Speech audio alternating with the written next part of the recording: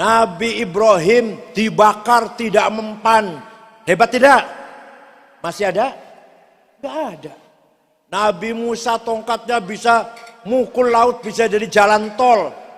Lewat dengan Bani Israel 70.000 selamat. Fir'aun ngikutin tenggelam. Hebat tidak? Masih ada?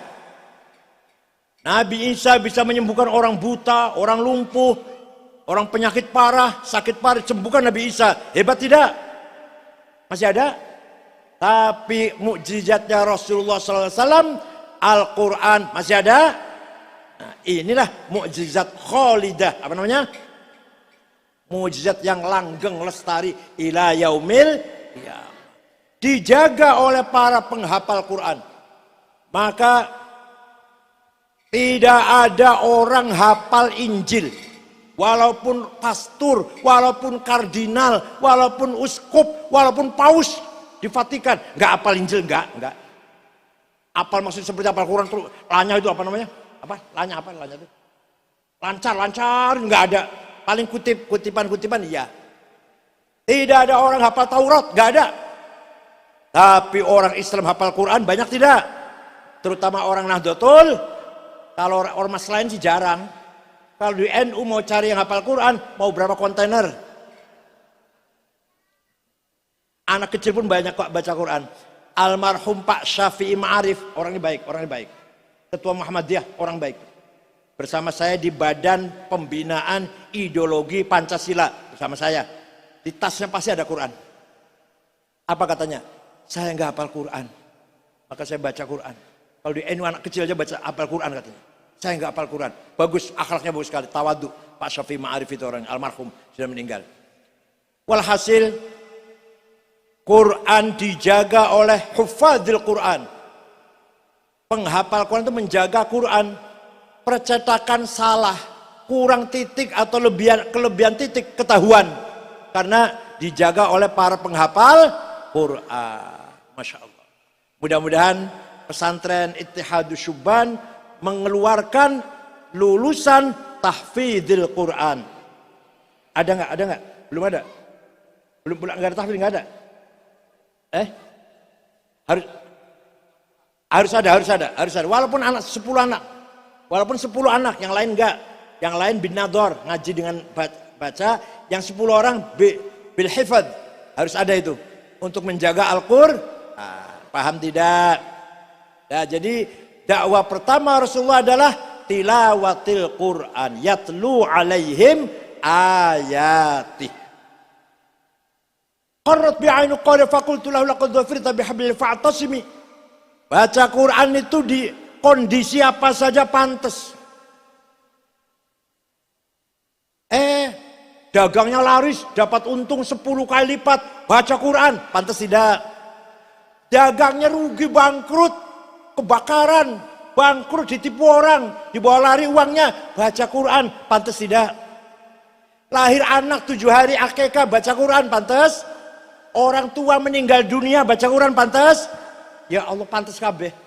Coba kalau ente kebakaran rumahnya atau orang tua ente meninggal, nyanyi, pantas? Pernikahan baca Quran pantas, khitanan baca Quran pantas, ya Allah pantas semuanya. Kita sakit baca Quran pantas, pas.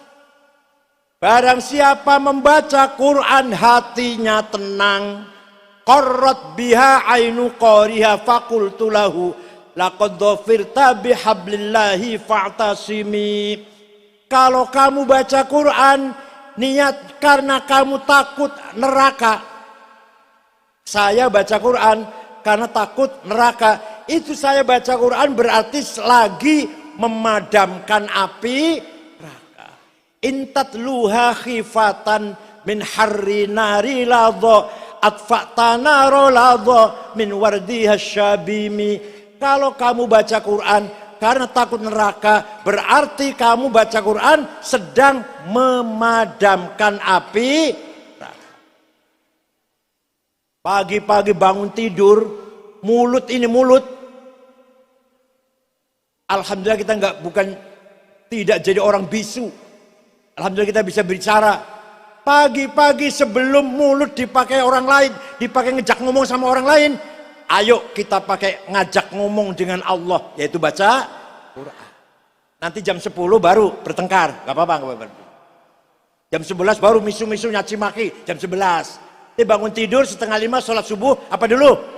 Baca Quran, sarapan. Jam 10 bertengkar. Jam 11 nyaci maki gitu, berantem gitu. Pertama kali bangun tidur, lisannya dibikin berbicara dengan Allah, yaitu membaca Al-Quran. Nah, yang kedua, setelah Rasulullah ngajarkan Al-Quran pada orang Arab, nomor 2, wayuzakihim. Rasulullah membentuk karakter mental orang Arab. Orang Arab yang tadinya biadab, gak ngerti cita-cita, gak ngerti norma, gak ngerti nilai-nilai, dengan Al-Quran mereka menjadi masyarakat yang punya cita-cita, punya masa depan, punya visi misi berkat Al-Quran. Paham tidak? Manusia itu, semua kita ini manusia mempunyai hawa nafsu. Apa? Maka kiai kalau ngaji jangan jelek-jelekin hawa nafsu. Kalau nggak ada hawa nafsu, nggak ada masjid bagus, madrasah bagus, pesantren bagus. Karena hawa nafsu masjid bagus itu. Masjidnya bagus, paling bagus seluruh Depok misalkan. Dibangun dengan hawa nafsu, semangat gitu maksudnya. Kalau nggak ada nafsu, ya masjid nggak bagus. Nggak ada hawa nafsu, ya nggak ada anak. Yang punya anak misalnya hawa nafsu, jadi sampai ngos-ngosan gitu kan. Jadi kiai ngaji jangan menjelek-jelekan hawa nafsu, mengarahkan. Hawa nafsu itu fadlun min Allah. Anugerah dari Allah nafsu itu. Harus kita pelihara, tapi diarahkan. Nah, hawa nafsu ada 2. 1 nafsu ghadabiyah, apa? Saya harus jadi wali kota. Saya harus jadi bupati. Saya harus jadi komandan, pemimpin, ketua, direktur, imam. Gak mau makmum, jadi imam saya ini. Jadi kepala, gak mau dipimpin, jadi pemimpin saya ini. Itu namanya hawa nafsu ghadabiyah. Dah, paham tidak? Tapi kalau niatnya bagus, niatnya baik, saya harus jadi wali kota Depok.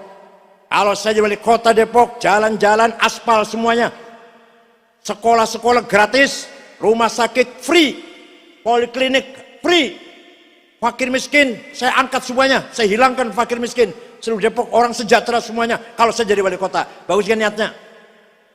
Caranya bagus dan tujuannya libtigha amardhatillah, mencari ridho. Maka hawa nafsu yang seperti ini ganti namanya ganti, Bu. Bukan nafsu ghadabiyah, namanya himmah. Apa? Yang keras, apa? Cita-cita.